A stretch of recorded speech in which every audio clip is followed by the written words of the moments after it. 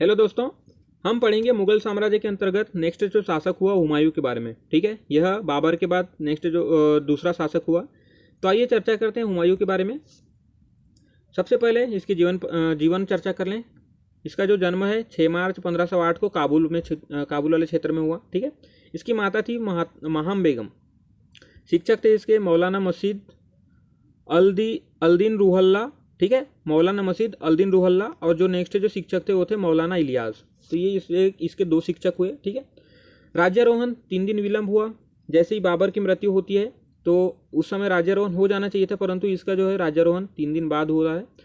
कारण था, जो वजीर था इसका मीर निज़ामुद्दीन अली खलीफा। ठीक है, यह षड्यंत्र में लगा हुआ था कि हुमायूं को न बिठाल के अपने तरफ से कोई शासक बिठाला जाए। इस प्रकार से यहाँ पे षड्यंत्र के कारण से 3 दिन विलंब हुआ है। ठीक है, साम्राज्य को प्रांतों में विभाजन किया। सबसे पहले तो हुमायूं के पिता जो बाबर थे उन्होंने साम्राज्य को संभालने की बात कही थी, परंतु इसने अपने साम्राज्य को अपने भाइयों में विभाजित कर दिया। ठीक है, काबुल, मुल्तान, पंजाब और कंधार वाले क्षेत्र अपने भाई कामरान के हिस्से में दे दिया। ठीक है, संभल वाले क्षेत्र को अपने भाई अस्करी को दे दिया। अलवर और मेवात वाले क्षेत्र को अपने भाई हिंदाल के अंतर्गत दे दिया। और बदख्शा वाले क्षेत्र को मिर्जा सुलेमान, अपने चाचा भाई मिर्जा सुलेमान को दे दिया। ठीक है, और स्वयं दिल्ली और आगरा क्षेत्र में शासन व्यवस्था संभालने लगा। आगे देखें इसके बारे में। इसके प्रमुख अभियान हुए। 1530 में इसने कलिंजर में अभियान करके प्रताप रुद्रसेन को हराया। ठीक है, 1532 में दोराहा के युद्ध में इसने पूर्वी अफगानों को हरा दिया। परंतु 1533 ईस्वी में चुनार को जीता। ठीक है, शेरशाह सूर, जो शेरशाह बाद में इसके बारे में चर्चा करेंगे, इसने शेरशाह सूर ने ही सूरी वंश की स्थापना भी की थी। तो 1533 में चुनार पे भी कब्जा करने का अभियान करता है, परंतु शेरशाह सूरी द्वारा संधि कर देने पे चुनार को उसके अंतर्गत ही रहने देता है। ठीक है, 1533 से 36 में इसने गुजरात में विजय की। ठीक है, गुजरात में छोटे छोटे काफ़ी वंश हुआ करते थे, तो इसने 1533 से 36 तक वहाँ पे विजय प्राप्त की। दिल्ली में इसने दूसरी राजधानी दीन पनाह की स्थापना करवाई। ठीक है, एक नया नगर ही बनाया दिल्ली के अंतर्गत, जो इसकी दूसरी राजधानी हुआ करती थी। 1538 में चुनार पे दूसरा अभियान किया, चूंकि यहाँ पे शेरशाह सूरी के साथ इसने संधि किया था, परंतु संधि की बातें शेरशाह द्वारा अच्छे से न मानने की वजह से इसने चुनार पे दूसरा अभियान किया। ठीक है, 1539 में जब यहाँ पे चुनार का दूसरा अभियान करता है और लौटते समय ही 1539 में रास्ते में ही चौसा की लड़ाई होती है, जिसमें शेरशाह सूरी से यह पराजित हो जाता है। ठीक है, यहाँ शेरशाह जो चुनार का दूसरा अभियान होता है उसमें शेरशाह सूरी इसको वापस होते हुए इसे चौसा नामक जगह पे घेर लेता है। यह वहाँ की लड़ाई में यह शेरशाह जो सूरी है ये शेरशाह से पराजित हो जाता है। ठीक है, 1540 में कन्नौज की लड़ाई होती है। कन्नौज में फिर से शेरशाह सूरी से पराजित कर देता है।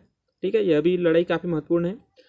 1551 में कंधार का विजय प्राप्त करता है। चूंकि यहाँ पे यह हार जाता है इसलिए कंधार वाले क्षेत्र में चले जाता है। ठीक है, और 1551 में कंधार विजय प्राप्त करता है। 1553 में काबुल विजय प्राप्त करता है, काबुल वाले क्षेत्र पे कब्जा कर लेता है। ठीक है, आगे देखें। हुमायूं के पराजय के कारण देखते हैं। हमें यहाँ पे देखा जो है चौसा की लड़ाई और कन्नौज की लड़ाई में 2 बार यह शेरशाह से पराजित होता है। तो इसी प्रकार यहाँ पे देखते हैं कि हुमायूं पराजय क्यों हुआ, उसके कारण क्या थे। ठीक है, सबसे पहले तो भाइयों के बीच विवाद। क्योंकि इसने सबसे पहले तो हमने यहाँ पे चर्चा जो की थी, अपने साम्राज्य को प्रांतों में विभाजित करके अपने विभिन्न भाइयों के हाथों दे दिया था। ठीक है, तो भाइयों के बीच अपने प्रांत को लेकर विवाद होने शुरू हो गए, जिससे इनकी शक्ति कमजोर हुई। ठीक है, विलासी जीवन वृत्ति, यह भी एक प्रमुख कारण था। हुमायूं बाबर की जैसे जीवन पद्धति नहीं थी। ठीक है, ये इसकी जीवन पद्धति जो है विलासी पद्धति की थी।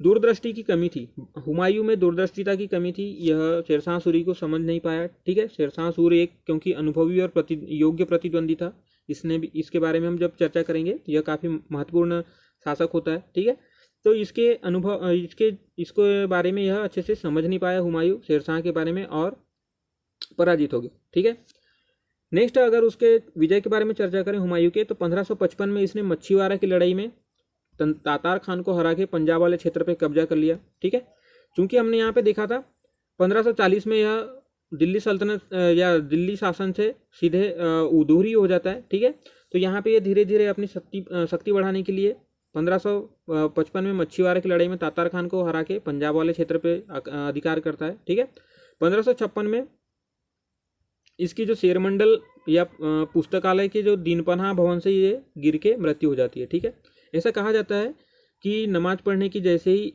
नमाज की आवाज़ आती है यह नमाज पढ़ने के लिए भागता है या दौड़ता है, परंतु इसके कारण ही यह दिन पनाह भवन से गिर के मृत्यु को प्राप्त होता है। ठीक है, अबुल फजल ने इसे इंसान ए कामिल कहा है। ठीक है, तो ठीक है दोस्तों, देखते हैं हमने क्या क्या देखा।